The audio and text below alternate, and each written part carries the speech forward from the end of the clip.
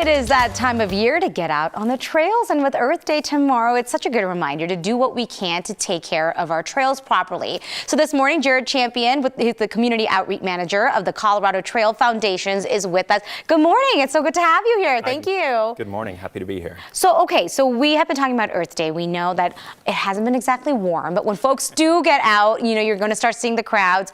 What is kind of your first couple of things you tell folks on how to respectfully enjoy Colorado? That's a great question. The first thing that I'd say to anybody looking to get into the outdoors in any capacity is to look up Leave No Trace Principles, or LNT for short.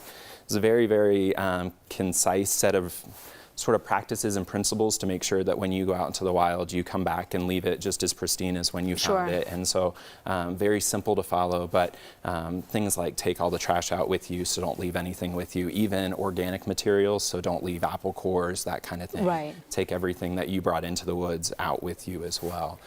I know that it's, we haven't warmed up yet, and you were saying like Earth Day itself doesn't necessarily bring out bigger crowds. So what are you kind of anticipating over the next couple of months? Not just Coloradans, but out of state too, people coming here. That's right. So the Colorado Trail is a 567-mile trail running from Denver to Durango. This year could be very busy for us due to all of the storms in California dumping a lot of snow.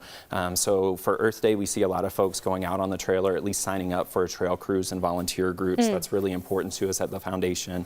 We have 17 different crews heading out starting in mid-June to start doing trail work, repairing different erosion projects or bridges that have degraded, that sort of thing. So we've got a lot of excitement building around Earth Day, and it will just lead into a very, very busy summer for us. And it's very exciting. We're really, really pumped about it. Yeah, it's a good starting point, right? It's like on people's radar. What project, what volunteer work do you want to do? I am curious. I know that there's been so much messaging around, take care of our trails, be kind to it, especially, after the pandemic, right, where everybody was getting outside.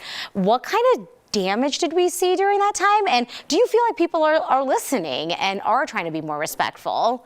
That's a great question, and I actually do think they are, and especially on the Colorado Trail specifically, I think we have a lot of very respectful users that come out. I hiked the trail upwards of 3 times at this point, and I remember one year I started hiking, and it was 3 days before I saw my first piece of litter.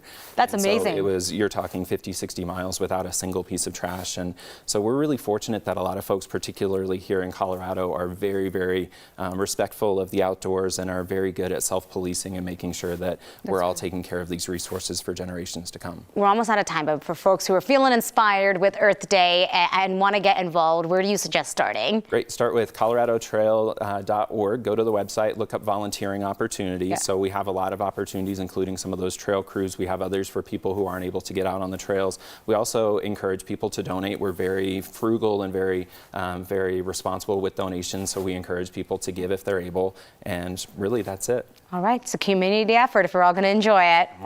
All right. Thank you so much. We'll be right back.